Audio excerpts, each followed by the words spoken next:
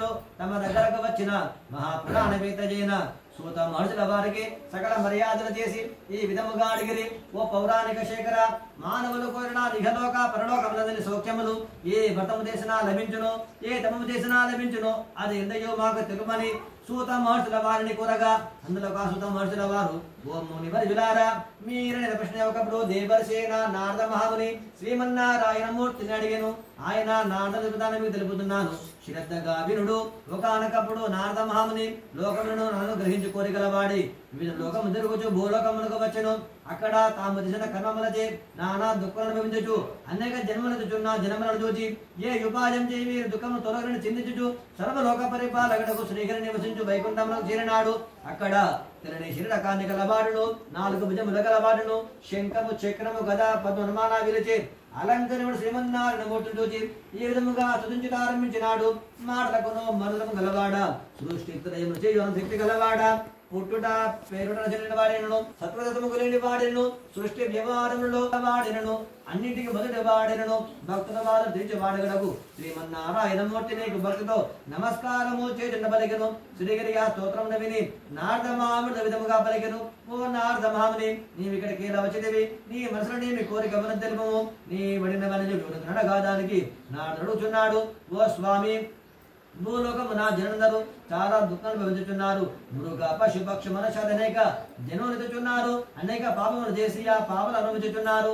తేలిక ఉపాయం చేత వారి పాపములను నిరసించు మార్గమును దయచేసి ఉపదేశమును అడగగా అని భగవాన్ అడగగా దానికి శ్రీమన్నారాయణమూర్తి చెప్పుచున్నాడు. ఓ నారద మహాముని, లోకములోని వారు సుఖపడ మంచి బుద్ధితో విన్న విషయం చాలా బాగున్నది.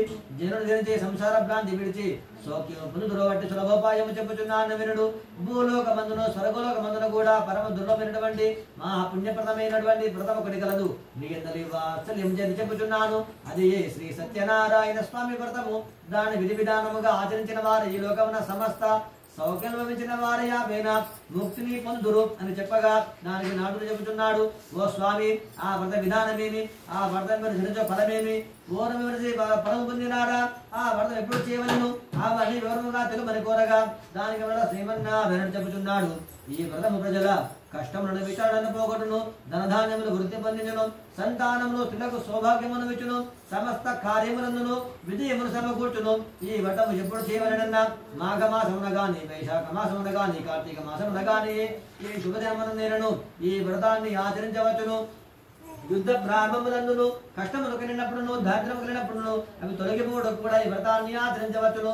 ఓ నారద మహాముని, భక్తుల శక్తిని బట్టి ప్రతి మాసమందు కూడా సూర్య సంకల్ప గాని సత్యనారాయణ వ్రతాన్ని చేయవలేను.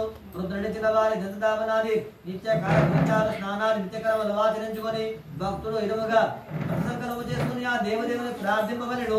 ఓ స్వామి, నీకు ప్రీతి కలుగుటకే నేను సత్యనారాయణ వ్రతము చేయబోచున్నాను. నన్ను అనుగ్రహింపడని సంకల్పించుకొని మధ్య సంధ్యావనలుకొని సాయంకాలంలో స్నానం చేసుకుని ప్రదోషకాలం తర్వాత స్వామికి పూజ చేయవలేను. పూజా గృహములో ప్రవేశించిన వారి ఆ స్థల శుద్ధిగా ఆ చోట గోమయంతో వరకు పంచవర్ణముల ముగ్గులు అలంకరించిన వారి ఆ ముగ్గుల పైన అంచులున్న కొత్త వస్త్రములు పరిచి బియ్యం పోసిన దానిపైన బిండిది గాని రాగిది గాని ఇతడి గాని కలశమును ఏర్పాటు చేయవలేను. ఈ విధముగా నేను ఆ కలశాన్ని మరల ప్రతిష్టాపన గావించవలను. ఆ కలశ మీద మరల అంచులున్నటువంటి కొత్త వస్త్రములను నింపి ఆ పైన స్వామిని నిలిపి పూజింపవలేను. యథాశక్తిగా విగ్రహానికి అభిషేకము గావించవలేను. గణపతి, బ్రహ్మ, విష్ణువు, శివుడు, పార్వతీను, పంచలోక పాలకులను, ఆదిత్యాది నవగ్రహములను, ఇంద్రాది దిక్పాలకులను ఇక్కడ పరివార దేవులుగా చెప్పున్నారు. కావున వాడిని ముందుగా ఆవాహన చేసి పూజించవలేను. మొదట కలశమునకు వర్ణదేవుని పూజ చేయవలేను. ఆ తర్వాత గణేశాదుల కలశానికి ఉత్తరమున ఉత్తర సమాప్తిగా ఆవాహన చేసి సూర్యాది నవగ్రహములను, అష్టదిక్పాలకులను ఆయా స్థానములలో ఆవాహన చేసి పూజించవలేను. ఆ పిమ్మట సత్యదేవుని కలశమందు ఆవాహన చేసి ప్రతిష్ఠించి పూజ చేయవలేను.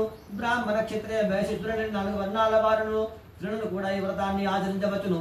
బ్రాహ్మణ ద్విజులు కల్పోక్త ప్రకారముగా వైదిక పురాణ మంత్రములతోనూ, శూద్రులతో కేవలము పురాణ మంత్రములతోనూ స్వామిని పూజించవలేను. మనుషులు భక్తి శ్రద్ధ గలవాడి ఏ రోజునైనను పగలు ఉపవాసము నుండి సాయంకాలమున సత్యనారాయణ వ్రతాన్ని ఆచరించవలేను. బ్రాహ్మణుతో బంధువులతో కలిసి వ్రతాన్ని ఆచరించవలేను. అరటి పండ్లు, ఆవు నెయ్యి, ఆవు పాలు, సేనంబాబు, గోధుమ నూక, బియ్యము నూక, పంచదార రెండు కలిపి ప్రసాదం తయారు చేసి స్వామికి నివేదన చేయవలేను.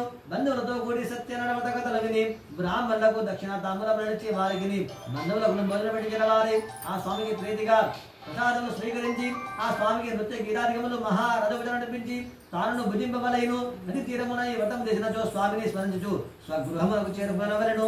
ఈ విధముగా సంగముగా భక్తి శ్రద్ధతో ఎవరైనా వ్రతం చేసిన వారికి పూర్ణ విసిద్ధించును. విశేషించి కలియుగంలో తర్వాత సిద్ధికి ఇది ఏ సులభమైన ఉపాయమని దీనిని మించినది ఏది లేదని శ్రీమన్నారాయణమూర్తి నారదమామును తెలుపగా సూత మహర్షుల వారి శరణకాది మహామునులకు ప్రథమోధ్యాయముద్వానాథేర్పినదే వాకాండే ప్రథమోధ్యాయః సంపూర్ణః. పురసత్యేశ్వర భగవాన్ జై.